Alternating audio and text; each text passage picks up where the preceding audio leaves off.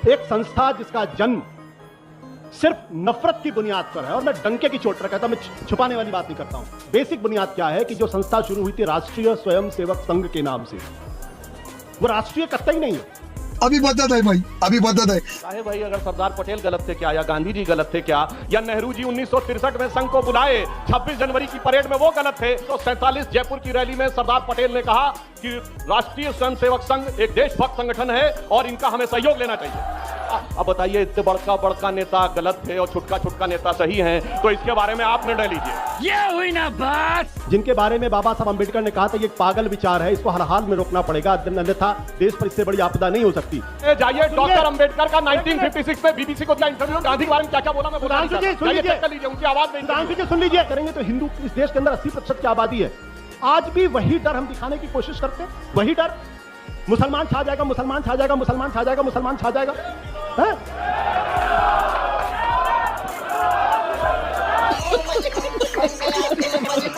जिस तरीके से मुझको टारगेट करके गालियां दी जाती है, अगर मैं आपसे एक रिक्वेस्ट कर रही हूँ आशुतोष जी, आपसे कह रहा हूं, आशुतोष जी आपकी लड़ाई थोड़ी ऑडियंस से, प्लीज सर, आपको लड़ने थोड़ी आए ऑडियंस। और अभी तो रुको, क्लाइमैक्स अभी बाकी है।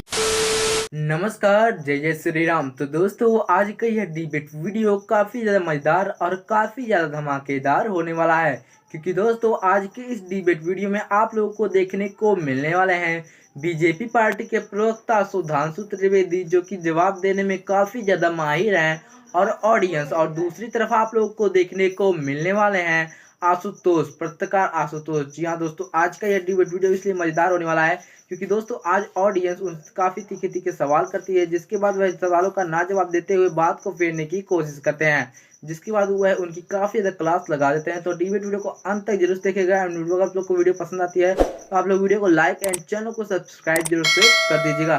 चलिए वीडियो को स्टार्ट करते हैं। चलिए शुरू करते हैं। संघ के 100 साल आपकी नजर में क्या है? बहुत ही मुश्किल सवाल है और बहुत ही आसान जवाब है इसका। देखिए, विचारों में मतभेद हो सकता है हमारे, लेकिन हमारे मेहमानों का सम्मान कीजिए। इसके साथ मैं कोई कॉम्प्रोमाइज नहीं मैं चूंकि अपने विचार से, अपनी सोच में लोकतांत्रिक हूं, इसलिए सारे विचारों को मैं पढ़ता भी हूं और उनको समझने की कोशिश करता हूं, नफरत नहीं करता। हमारे मतलब आपको मत। आजकल एक नई टेंडेंसी निकली हुई है कि जो आपके विचारों से सहमत नहीं उसको नफरत करो, उसको गालियां दो, उसके घर वालों के बारे में भद्दी भद्दी टिप्पणियां करो। और आप टेलीविजन चैनल पर अक्सर देखते होंगे जिस तरीके से मुझको टारगेट करके गालियां दी जाती है। अगर मैं आपको अपना फोन दिखाऊं तो आपको पता चलेगा कितनी माँ बहन की गालियां मेरे घर वालों को दी जाती है। मैं वैसा नहीं हूं। वैसा इसलिए नहीं हूं क्योंकि मेरी ट्रेनिंग उन जगहों पे नहीं हुई है जहां नफरत करना सिखाया जाता।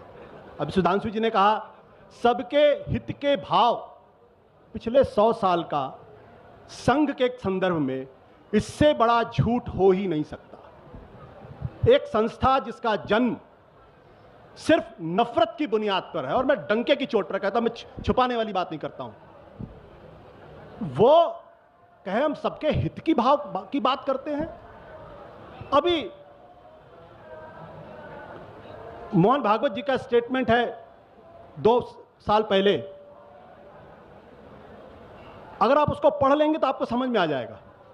मैं उतनी गहरी उसमें जाना ही नहीं चाहता। बेसिक बुनियाद क्या है कि जो संस्था शुरू हुई थी राष्ट्रीय स्वयंसेवक संघ के नाम से, वो राष्ट्रीय कत्ता ही नहीं है, क्योंकि उसका जो राष्ट्र है, उसका जो राष्ट्रवाद है, उसमें सिर्फ इस समाज के सिर्फ 20% लोगों की हिस्सेदारी है। उसमें हिंदुस्तान के मुसलमानों के लिए जगह नहीं है, उसमें हिंदुस्तान के ईसाइयों के लिए जगह नहीं है, उसमें हिंदुस्तान के पिछड़े और दलितों के लिए भी जगह नहीं है। ये इस देश का इतनी बड़ी ट्रेजेडी है, क्योंकि इसी भाव की वजह से कि इस देश में 2 विचारधारा के लोग रहते हैं, इस देश में 2 राष्ट्र के लोग रहते हैं, जिसकी वजह से भारत का बंटवारा हुआ है, और कोई कारण नहीं था।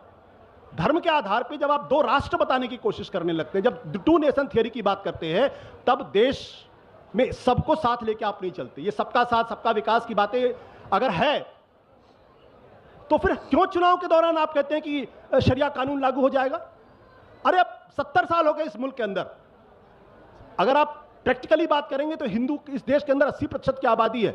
आज भी वही डर हम दिखाने की कोशिश करते हैं, वही डर, मुसलमान छा जाएगा, मुसलमान छा जाएगा, मुसलमान छा जाएगा, मुसलमान छा जाएगा, हैं?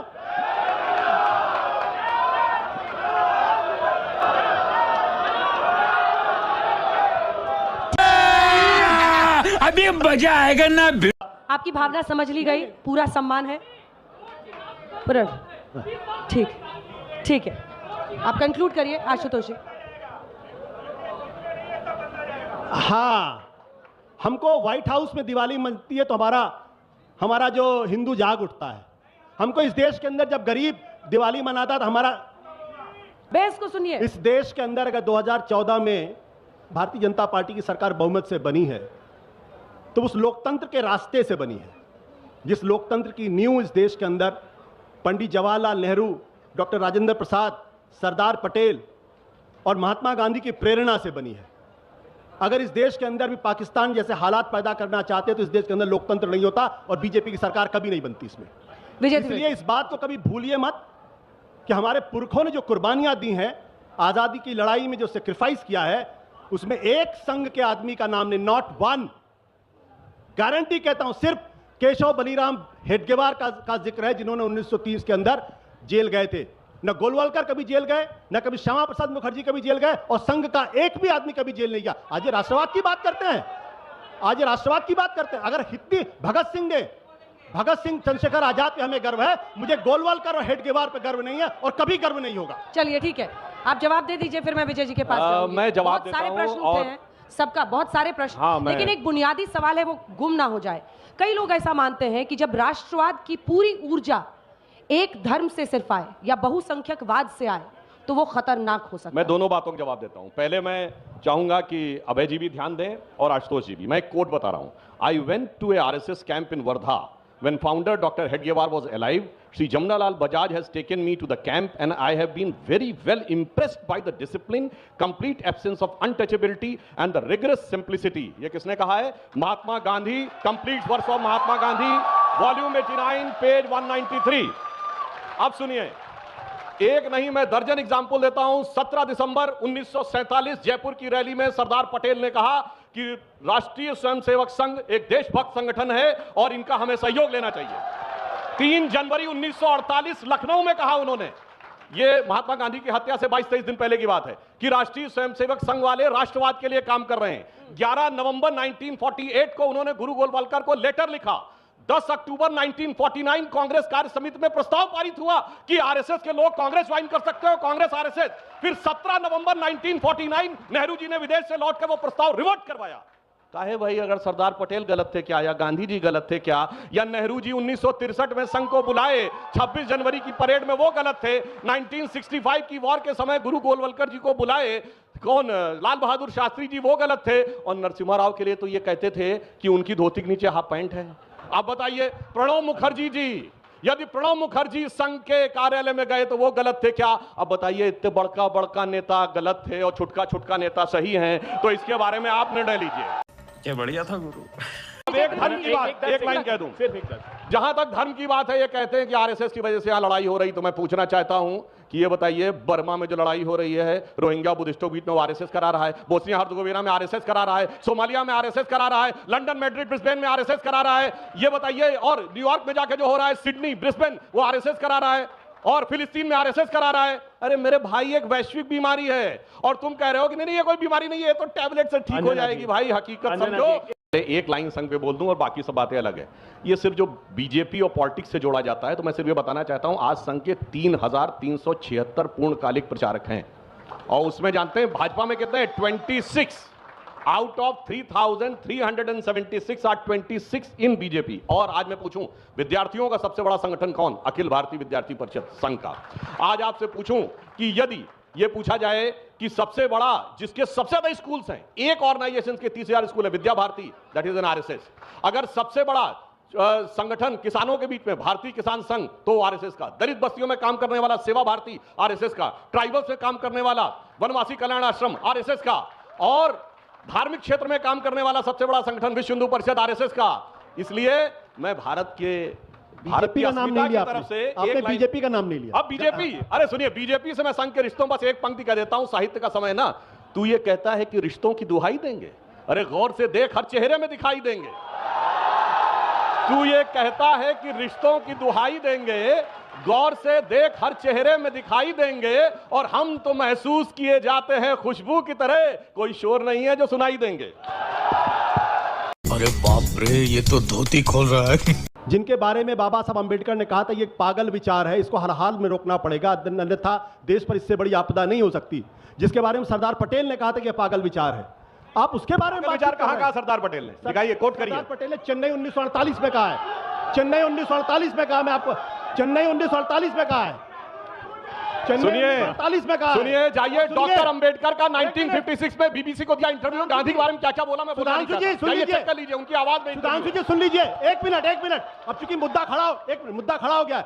सरदार पटेल ने तो 11 सितंबर 1948 को गोलवलकर को चिट्ठी लिखकर कहा था कि जिस तरीके से जहर की राजनीति आप लोग करते हैं उसकी वजह से गांधी जी की हत्या हुई है। नहीं, आप लोगों ने गांधी की हत्या के बाद मिठाई बांटी थी और आप जहर की राजनीति करते हैं। सरदार पटेल ने कहा, मैंने थोड़ी कहा है, नहीं कहा है, सरदार पटेल ने कहा है। उन्होंने 11 सितंबर 1948 गूगल करिए, आप लोग अभी गूगल करिए, और ये चिट्ठी लिखी हुई है। बहस छिड़ गई है यहाँ पर, लेकिन हम वापस आना चाहते हैं आज की बात। छोड़िए, नहीं हो रहा हूँ मैं तो वो बात कह रहा हूँ कि आखिर सरदार पटेल को ये कहने की जरूरत क्यों पड़ी कि गांधी की हत्या पर आप लोग मिठाई बांट रहे थे, खुशियां कर रहे थे, शहर की राजनीति करते हैं, और आपकी इस नफरत की राजनीति गांधी जी कहते हैं। इससे बड़ा आरोप क्या? अभी बदत है भाई, अभी बदत है। एक ऐसा संगठन है, जब हमारी सरकार आई तो किस किस को भारत रत्न नहीं दिया है? इनके 4 नेताओं को दिया, मदन मोहन मालवीय जी मैं तो कहता हूं गोलवलकर जी को भारत रत्न दीजिए, मुखर्जी को दिया है, और सुनिए इन्होंने मैं तो कहता हूं दीजिए ना, अपनी सरकार से खुद मैं कहता हूं कि आप हेडगेवार को भारत रत्न दीजिए, खुद को मैं तो कहता हूं हिम्मत है तो गोलवलकर को भारत रत्न दीजिए, मैं तो कहता हूं हिम्मत है तो बाला साहब देवराज को भारत रत्न दीजिए। है हिम्मत तो दीजिए ना,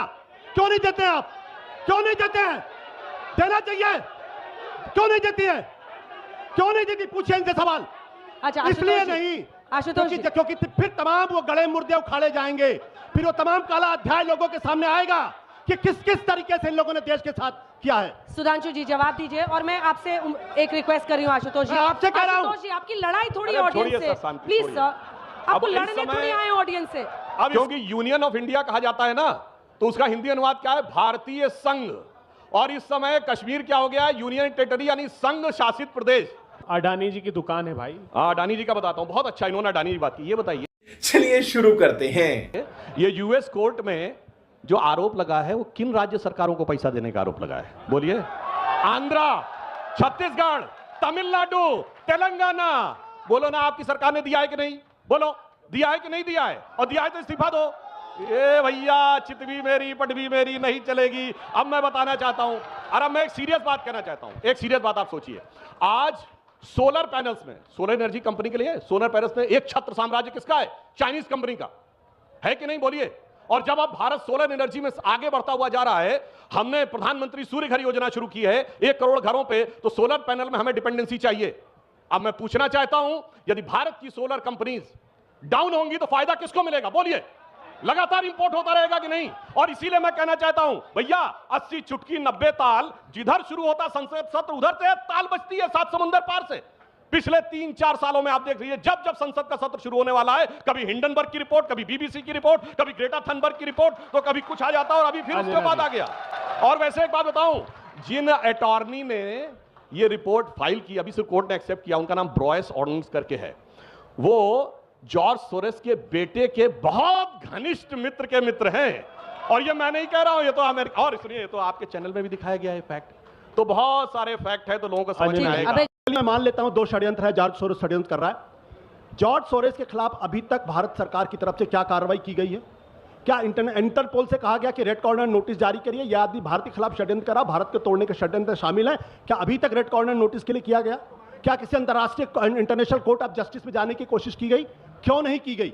और नहीं तो कम से कम देश के अंदर आप सीबीआई की जांच कराइए। और तमाम लोग जो जॉर्ज सोरेस के इशारे पर देश में षड्यंत्र करते हैं, उनकी पहचान होनी चाहिए, और उन सारे लोगों को कहीं नहीं इंडिया गेट पे फांसी की सजा खुलेआम दी जानी चाहिए। नहीं क्योंकि जो देश के साथ षड्यंत्र कर रहा है उसको देश में रहने का कोई अधिकार नहीं। क्यों नहीं उस पर आप तक जांच? दिल्ली पुलिस को अमेरिका भेजिए आप जल्दी से। दूसरी बात सुन लीजिए, एक जांच कराइए सुधांशु जी। सुन लीजिए, नहीं, ये बात बार रोते रहेंगे और फिर बोलेंगे कि इतना रिटेल इन्वेस्टर का पैसा डूबता है ना सुधांशु जी। एक मिनट और मैं कहना चाह रहा हूं। चलिए मान लीजिए कि राज्य सरकारों ने घूस देना और घूस लेना दोनों अपराध है। अगर दोनों ही अपराध है, राज्य सरकारें अगर घूस ले रही हैं तो केंद्र सरकार के हाथ को किसने बांध रखा है? अरे जाइए जगनमोहन रेड्डी को पकड़ के उठा के लाइए और बांधिए और पूछिए। और इसके अलावा जम्मू, इसके अलावा आप पूछिए तो केंद्र सरकार क्यों नहीं एफआईआर दर्ज करती है? और एक मिनट, ये मामला बहुत संवेदनशील इसलिए है क्योंकि जो सेकी नाम की संस्था है वो भारत सरकार की कंपनी है और उसकी तरफ से अडानी डील कर रहे हैं राज्य सरकारों के साथ से, तो इसका मतलब ये है कि सेकी की भूमिका भी संदिग्ध है। तो क्यों नहीं सेकी के खिलाफ कार्रवाई की जाए? हो गई है ही वो तो आशुतोष जी। मैं ये सवाल पूछता हूं कि चलिए हिंदुस्तान की सारे मुख्यमंत्री बेईमान हैं, अरे मोदी जी तो ईमानदार है ना, क्यों नहीं सीबीआई की जांच करिए, जगनमोहन रेड्डी को उठा के लाइए, नवीन पटनायक को उठा के लाइए, तमाम लोग उठा के लाइए और दूध का दूध पानी पानी। तर्क दिया है आशुतोष जी ने, मैं अभिभूत हो गया। क्या बुद्धिजीवी हैं साहब। मतलब बहुत राहुल गांधी कह रहे हैं जिनकी सरकारें हैं कि भ्रष्टाचार हुआ है, भाई तू अपनी सरकार से अपने राज्य में एफआईआर न दर्ज करा, हम तो कह रहे हैं नहीं हुआ है, तो कह रहे हैं आप करवाइए। मतलब गजब है साहब। आपको समर्थन दे रही थी सुधांशु जी, एक मिनट, अपने वो तो आपको समर्थन दे रही थी। अब मैं बताना चाहता हूं, सुनिए अब अपने टर्न पे। सर, ये विदेश से जिस प्रकार के षड्यंत्रपूर्ण आरोप भारत पे लगाए जाते हैं, अभी उदाहरण देख लीजिए, ऐसा ही आरोप कनाडा ने लगाया था ना निज्जर की उसके ऊपर, और आज अभी 3 दिन पहले एक उसको अर्श दल्ला को गिरफ्तार किया है और जस्टिन ट्रूडो ने अपना स्टेटमेंट वापस लिया है जब भारत सरकार ने कहा सबूत दो, कुछ नहीं है। आपको तो कहना चाहिए कौन होता है अमेरिकन कोर्ट भारत के बारे में बोलने वाला, मगर क्या करें, ये वो हैं कि अपने सदन पर, अपने वतन पर सदियों तक है रही हुकूमत गैरों की, लेकिन कुछ चेहरों पर अब तक धूल है उनके पैरों की, कि जो अमेरिका इंग्लैंड में कह दिया गया वही महत्वपूर्ण है। अरे मैं कहना चाहता हूं, अगर आज हमसे कह रहे हैं कि जॉर्ज सोरेस पे कार्रवाई करो, भाई साहब ये बताइए, जिस जमाने में स्नूपिंग हुई थी, जब प्रणब मुखर्जी जी थे रक्षा मंत्री, तब तो कहा गया था वो विदेश की कंपनियां, हम तो यहां कार्रवाई नहीं कर सकते, और आज कोई आके कमेंट कर देगा और उसके बाद कहते हैं कि कार्रवाई करिए। हमें तो ये कहना चाहिए हम अपने लीगल सिस्टम के ऊपर काम करेंगे, उन पे नहीं। खैर, मगर मैं ये भी आपको बताना चाहता हूं, जिन सरकारों के ऊपर आरोप लगा है और इन्होंने कहा अडानी जी ने बहुत पैसा कमाया, बताइए सबसे बड़ा सोलर का प्रोजेक्ट 60,000 करोड़ का राजस्थान की गहलोत सरकार ने दिया। अब आइए, सबसे बड़ा माइंस का प्रोजेक्ट 16,000 करोड़ का भूपेश बघेल की सरकार ने दिया। सबसे बड़ा पोर्ट्स का प्रोजेक्ट केरल की सरकार ने दिया, और अभी अभी तेलंगाना की सरकार ने एग्रीमेंट किया है, और ममता बनर्जी जी ने भी किया है। मैं पूछना चाहता हूं मेरे भाई, ये कहानी क्या है? दिल्ली में बैठ के अडानी अडानी चिल्लाना है, फिर जयपुर में, हैदराबाद में और रायपुर में खटाखट इन्वेस्ट अंदर लेना है, ये मेरी समझ से बाहर है मेरे भाई। तो जैसा कि आज आप लोगों ने डिबेट वीडियो में अंत तक देखा होगा कि दोस्तों आज कैसे सुधांशु त्रिवेदी ने, जो कि काफ़ी खतरनाक जवाब देते हैं, और आज उन्होंने आशुतोष जी को ऐसा जवाब दिया कि दोस्तों उनमें बिल्कुल चकरा गए। क्योंकि दोस्तों आज ऑडियंस जब आशुतोष से और बीजेपी पार्टी के प्रवक्ताओं से काफ़ी तीखे सवाल करती है, जिसके बाद बीजेपी वाले तो सवाल दे देते हैं, लेकिन आशुतोष जवाब देने में लटखटाते हैं और कांग्रेस की साइड लेने की कोशिश करते हैं, और इसी के वजह से आज सुधांशु त्रिवेदी ने उनकी ये काफ़ी अच्छी क्लास लगाई। एंड वीडियो को अगर आप लोगों ने अंत तक देखा होगा तो आप लोग को वीडियो काफ़ी ज़्यादा पसंद आई होगी। एंड अगर आप लोग को वीडियो पसंद आई हो तो आप लोग हमारे वीडियो को लाइक एंड चैनल को सब्सक्राइब जरूर से कर दीजिएगा, एंड वीडियो को ज़्यादा मात्रा में शेयर कर दीजिएगा। तो चलिए वीडियो को यहीं पर कर लेते हैं समाप्त, और मिलते हैं किसी और धमाकेदार डिबेट के साथ। तब तक के लिए राधे राधे, जय हिंद।